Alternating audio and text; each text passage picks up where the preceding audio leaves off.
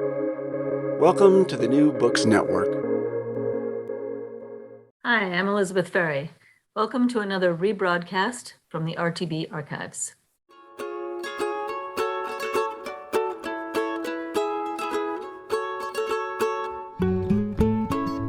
So from Brandeis University, welcome to Recall This Book, where we assemble scholars and writers from different disciplines to make sense of contemporary issues, problems, and events. I'm John Plotz, and our RTB virtual guest today is the eminent, indeed many of us feel the preeminent historian of science, Lorraine Daston. So her current role is Director Emerita of the Max Planck Institute for the History of Science in Berlin, and it's from Berlin that she's joining us today. But over the years, she's taught in many universities worldwide, and her works are too numerous to list here. But they include the utterly transformational book Objectivity, co-authored in 2007 with Peter Gallison, and an edited collection with Elizabeth Lundbuck, Histories of Scientific Observation in 2011. So Rainey, welcome. Thank you. Good to be here. The same questions that I'm going to be asking Rainey today also apply to you, dear listeners. So we want to know what sustains you, what engages you, and what pushes and irks and prods you into action. So Rainey, can I just start off with one of those sort of open-ended questions of the books that you're turning to that give you comfort or joy at this moment? With one exception, the books that I'm turning to are either nonfiction or they're poetry. The exception is at the urging of two friends. We formed a virtual reading group, and we're reading Henry James's Portrait of a Lady for the nth time together. Wow. Yeah. I should probably say that all three of us have, as it happens, spent a good deal of our adult life as Americans living abroad. So Isabel Archer's predicament and Henrietta Stackpole's predicament is extremely resonant to the three of us. I'm so glad that you mentioned Henrietta Stackpole, because as the other American floating abroad, I feel like she gets short shrift when people talk about that book sometimes, because, yeah, that's great. Oh, absolutely. And of course, in many ways, she's a sidekick who's just waiting in the wings to become the heroine, yes. Especially for this day and age. So one of the first questions that my friends and I asked ourselves is, what is Isabel going to do with her life? And Henrietta has an answer for that. Yes.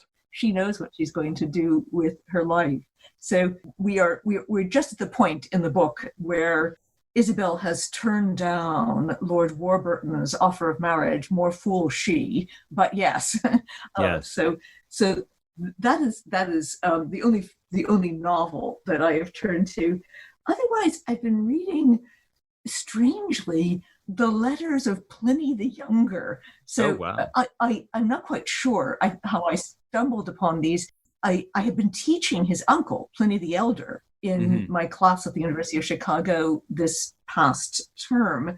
So Pliny the Elder of the natural history, Pliny the Elder, who was an admiral who died spectacularly in the explosion of the eruption of Vesuvius, trying to save friends on the other side of the bay. His nephew is not such a colorful figure, but that's exactly why I somehow cherish him at this moment. He's the very model of the good civil servant, the good public-minded civil servant. He spends all of his career trying to keep his head down amongst the nastier Roman emperors of the times. This is the first century of the Common Era. And basically keeping things running in a competent and efficient and benign manner. He stands for the virtues of honor, duty, and hard work. And frankly, at the moment, looking at the ruins of the state, there's something enormously consoling about reading these quite prosaic letters about, another aqueduct built, another road built, things getting done, things not crumbling, things coming into being and not passing away. So and the other endearing. Yeah, this is Pliny the Younger. Is that right? Is that what he's goes by? This is right. This is exactly. This is the nephew, right? Yeah. Is he a naturalist as well, or an observer, or is he mainly just a bureaucrat? I always thought he was also a science person, I guess. Yeah. he's certainly an engineer. I mean, he's the archetypal Roman in that I don't think he's frankly interested in anything theoretical. He's a great lawyer. He is capable of delivering orations, good ones, it sounds like, for 7 hours at a stretch. He is extremely interested in how practical things work. And you can see this in his descriptions of the houses he's having built in Tuscany in the foothills of the Apennines, or nearer to Rome. He has very clever schemes for pumping cold water underneath the marble floor so that even on the hottest days of the summer, you have basically air conditioning. And I guess he's a naturalist in that he loves cultivated land. So he has topiary decorating his villa in Tuscany. He loves the weave of vineyards on the hills. He loves the sea. So he's more of an aesthetic connoisseur of nature, of cultivated nature, very Roman again, not savage nature. And then when you're describing Pliny, it does sound like you're describing also something like a flow of, like, he's got a lot of stories to tell you, or he's got a picture of a world. So is there a pattern there that you're talking about? I don't know, fire hoses of words or something? Yes, loquacious, right? Yeah. So I think that's a really interesting observation. It's a different kind of loquaciousness. So the Pliny is mercifully, I think it would be unbearable if this were not the case, it's divided up into letters, and the letters that have survived. And so it's granular in that respect. Right. And it's, for me, perfect bedtime reading, because you can take it like sugar, a lump at a time. Yes. And they're rather small lumps before you doze off. Henry James, in part because I've read this book before, although I realized when I began reading it, that the first time I read it was the first time I was in Europe as an undergraduate in college. Wow. So to some extent, what I'm remarking as I reread it is the span of years that separates the person I was then and the person I am now. Yes. Many decades afterwards. And also as someone who quite unexpectedly ended up spending most of her adult life in Europe, wholly unexpectedly. But what I think the aspect of Henry James now, which enthralls me, has nothing to do with the plot, which I think is problematic from all kinds of points of view. It's Henry James' reflections upon character and upon psychology and upon the perversity of psychology. Isabel, first and foremost.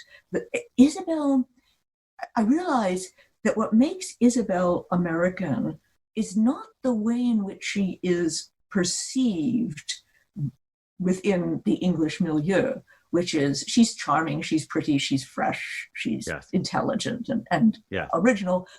None of that. It's her unwillingness to sacrifice her freedom. So that, in a sense, what you might think of as the cardinal American virtue, which is freedom as lack of restraint, is personified in Isabel.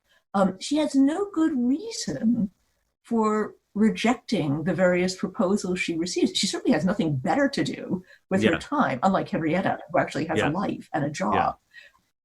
No, it's because she realizes quite correctly that the moment she makes such a decision, she will be legally, morally, and also psychologically subject to somebody else's will. And that is what she is unwilling to give up. And I suppose in the current moment where our life is one where the radius of our lives has contracted so radically. So here we are in our studies. When was the last time we left our studies? I feel like Montaigne in his tower. Moreover, I don't know what it's like in Boston. In Berlin, we're allowed a daily constitutional, but that's about it. And moreover, the radius of time has contracted. So we're used to planning our lives years in advance. I'm sure it's the case with you. We think of the courses we're going to teach. We think of the conferences we're going to write papers for. We think of the deadlines we're going to miss. And now, next week, what's going to happen next week? So there's something about Isabel's mulish refusal to give up that freedom that really resonates at the moment with me. And he must have in his mind people like his sister Alice, who is being kept on an extremely short leash. Yes. In the way that he and William, frankly, also would have been kept on a short leash had they stayed at home with their domineering father. But yeah, no, I really like that point about the new definitions of freedom that we have at this moment. Like, you were mentioning staying in our study. Like, I went out to give blood a couple of days ago, and I was like, who would have ever thought that a trip to Boston Children's Hospital to have a needle stuck in your arm would be, like the great excitement of my day. I was like, I get to go out. Right? Yeah, right. Exactly. Right. Yeah. Right. Like onto a trip to the Alps. Right. Yeah. Right. Exactly. So Lorraine, can I ask about, in terms of the Pliny? I mean, I want to ask you more about the poetry you mentioned, but the Pliny, does it have a vocational appeal to you, or is it a non-vocational appeal? Is it like, does it help you conceptualize the world sort of in a working way? Like, do you find satisfaction in it because it fits together with, either work that you're doing or a story that you tell about the ancient world? Or is it more like you like it because it's over there and elsewhere? It's partly a resonance with work that I'm doing, in that I'm currently writing a chapter of a book, an endless book, an everlasting book on the history of rules, all of them, everywhere, always. And the chapter now is on laws, the difference between laws and rules. Wow. And there's one aspect of rules which is a matter of our daily experience, but I think it's been a matter of human experience for as long as there have been explicit rules, which is that once there are rules, people tailor their behavior to meet the requirements of the rules and nothing more than the rules. Right. And I'm thinking a lot about the difference between that situation, with which we are all too familiar, in which one satisfies, as it were, the letter but not the spirit of the rules, versus what it means to have an ethos, an internalized ethos, which is not articulated in rules, but perhaps in a vocation. Yes. And Pliny, who is, as I say, this is the archetypal Roman, and I'm reading a great deal about the history of Roman law at the moment, because it is, in the final analysis, everybody's law, the model of what the rule of law could be. Yeah. Pliny has, although he is a lawyer, he knows every codicil, every line of the digest, etc. His own behavior is regulated by an ethos. Yes. Of a vocation. And I find that there's something about our algorithmic world which has fortified to the point of suffocation the opposite model, which is working to rule. So, there's a kind of strike, I must say it's a genial kind of strike. I think it was invented by the Italians. It was called a white strike, I think, in Italian, in which you don't stop working.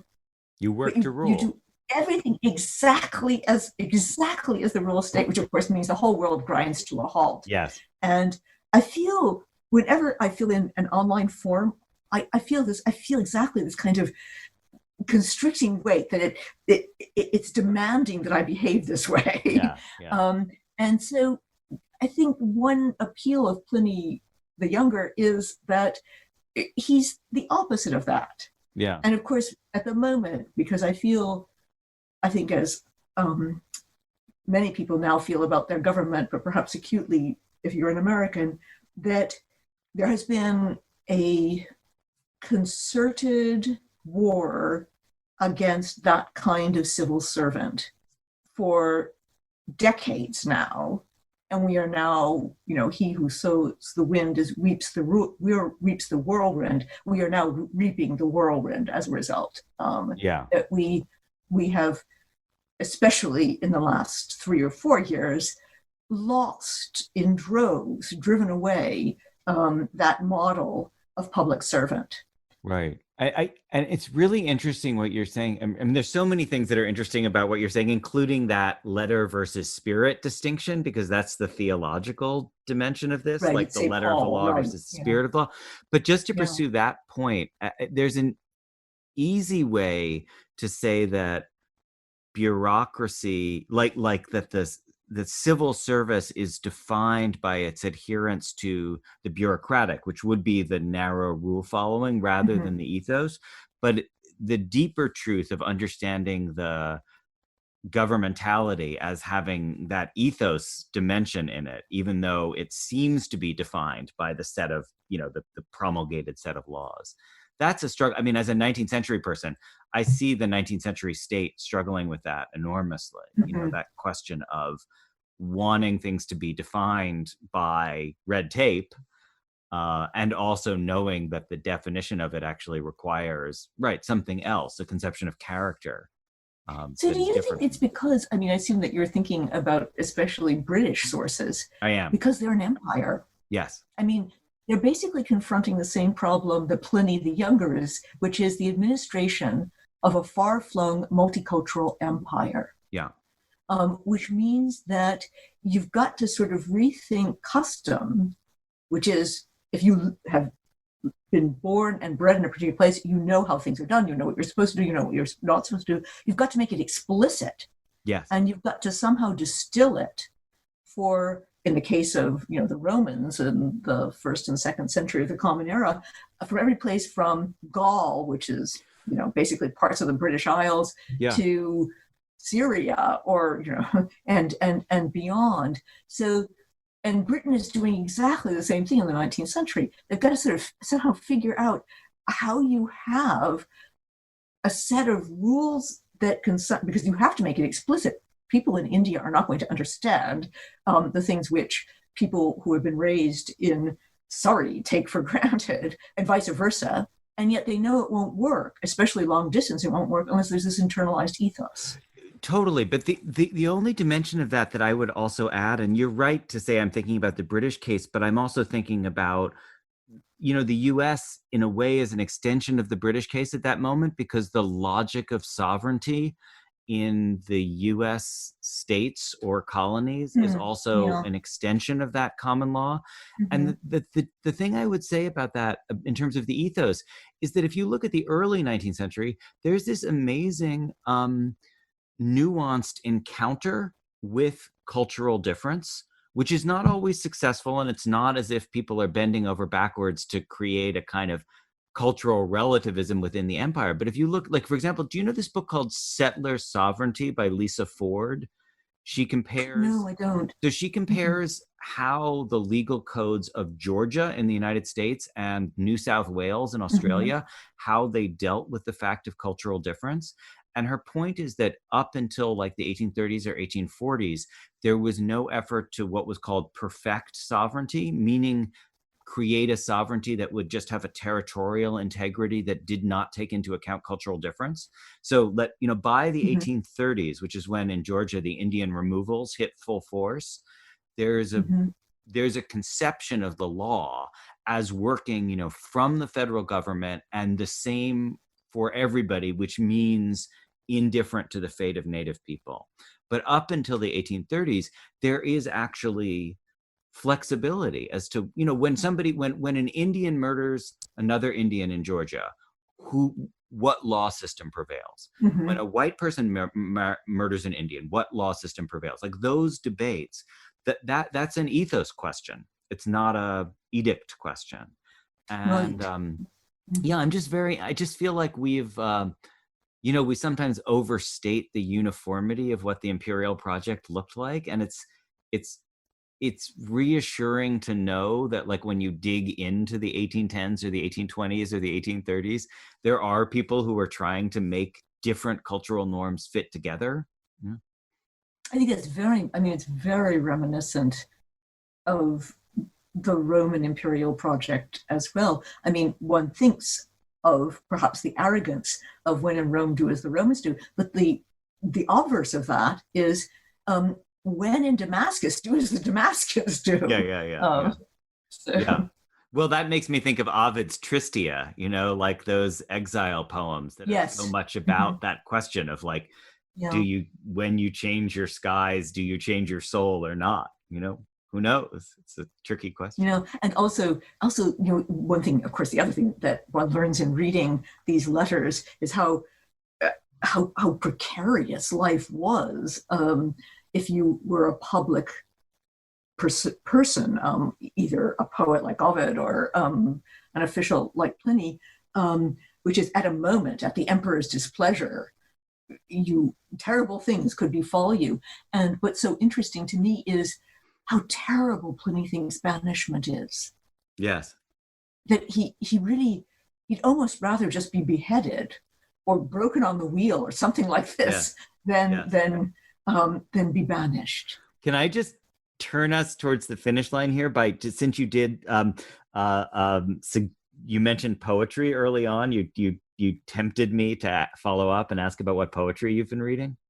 Yeah, so I mean, there one standard who is a kind of emotional anchor for me is, and I don't know whether I'm pronouncing this correctly, the Polish poet Zbigniew Herbert, who, alas, I can only read in translation. I can only imagine how powerful he must be in the original Polish. It's enough to make one want to learn Polish. And his poems, I think what magnetizes me with his poems is a combination of immense learning lightly worn. I mean, the elusive range of these poems is mind expanding. The irony, the fine irony, which is always present, but also that the poems, they're never in earnest, but they're always serious. Yeah. And so it's a tradition of poetry which I really associate with Poland, so Szymborska. I was just thinking of Szymborska as well, but also with Akhmatova and Mandelstam, Joseph Brodsky. It's a tradition of poetry which still sees itself as speaking truth. Yes. So it's not the poetry of subjectivity. Yes. So I read a lot of poetry, and I like lots of poets, but most of the poetry that I'm reading these days in English of contemporary poets is of a highly cultivated subjectivity of, of internal states. These are not poems about people's internal states. They are poems about the way the world is in some way. And the other is D.H. Lawrence. Yes. D.H. Lawrence's poems, especially his animal poems. He has a lot of his poems are sort of bad-tempered. They're jabs at someone or something he doesn't like. But his animal poems are of a kind of incandescent intensity in which he tries to think of himself. They're a bit like the Ted Hughes poems about animals. I agree. In which he really tries a kind of, what is it called, psychokinesis, in which you try to inhabit the soul of another being. Yeah. And he tries this with, fish, with mosquitoes, and they're riveting. I mean, they hold you rapt. So. Yeah, I was just looking I can't find them on my computer, but I was speaking with my friend Liz Bradfield yesterday, who's a poet at Brandeis, and she was praising a couple of different recent books of octopus poetry. Apparently, there's been a real resurgence. Yes, perhaps inspired by the terrific book by Peter Godfrey Smith about Other Minds, exactly. Other Minds. I think they're not actually inspired by that, but they are in the same vein. Yeah, because they're a couple of years older, but yes, he's one of my heroes. I think his book is amazing. Now talk about perspectival suppleness. Yes, I mean, exactly. Well, no, one species is too small. Totally. Well, so I'm writing a book about science fiction, and what he had me early on, there's a line in the first chapter of that book, which is that this is the closest to meeting an alien we're ever going to come. Right. Is to try to think like an octopus, basically. Mm-hmm. Yeah. Rady, can I just turn back? The point you were making about the publicness of poetry reminded me of something else that Liz said. Which is that I basically asked her about lyric poetry versus dramatic and epic poetry. And she said, well, there's another way of slicing up lyric subjectivity, which is to distinguish between the lyric and the bardic. And so she was talking about poetry in the Irish or Scottish tradition, which is bardic in the sense that it is outward facing. Like it has something to say to the world about the world. And that sounds to me like what you're describing with Herbert and Zaborskaya. Yeah. And, it's more obvious in Akhmatova and Mandelstam because they are speaking truth to power and paying the price for speaking truth to power. It's much more subtle with the Polish poets who are speaking about truths which are both specific to their predicament. You feel a kind of oppressiveness, a kind of political oppressiveness, but also because of, especially speaking of Herbert, less so Szymborska, because of the elusive range, which is basically all of the Western intellectual and literary tradition, also setting off cascades of associations over centuries. So it's very interesting. I was raised, I came of age intellectually in a moment of contextualism, of extreme contextualism. And there was a great deal to be learned from that about the way in which a particular place and time creates its own mode of being. But Herbert is the antidote to that. Yes. So speaking of what we were raised in, as soon as you said his name, I remembered that I took an introductory, as a freshman or maybe a sophomore, I took an introductory poetry class with Helen Vendler, in which she had us read Zbigniew Herbert poem about the rose with a George Herbert poem about the rose. So she said, we're going to do the story of the two Herberts. So I take that as a kind of anti-historicist move. Yeah. I just wanted to mention, are you a fan also of this young Polish novelist, Olga, I'm going to butcher her name, Tokarczuk? She wrote Drive Your Plow Over the Bones of the Dead. And right, yes, I've actually on the recommendation of my daughter, as a matter of fact, just started that. She also is remarkable. At the moment, I find, as I said at the outset, I'm finding fiction somehow indigestible at the moment. Right. So it's one of the many books set aside for rosier times. I can't quite explain to myself why it's almost as if fiction feels too real. Yes. In that the kind of vivacity for which one reads fiction, because it presents life in a heightened palette and with a kind of accelerated plot. That's just too much now. Life has enough, too much color, too much plot. Right. We don't need to inject more into it. Yeah. Well, you've definitely, I'm going to go back to Szymborska, and I haven't looked at Herbert for years, but I really, I completely agree with what you're saying about that quality of poetry, the poetry that does seem to be about the world at large, and then but not without forsaking the particular experience of the everyday. And the Stanislaw Lem, the Polish science fiction. Oh, the great Solaris. Yes, right. Yeah, I think Solaris is great that way. And I think even his funny books, like the Futurological Congress, he's a very funny writer, but he's a writer who never lets you forget that we live in a kind of total conceptual universe, and we live in our bodies, both of those things at once. And I love that insistence. So maybe there is some Polish specificity to that. Well, as I said, next project, learn Polish. Yeah, that would be great.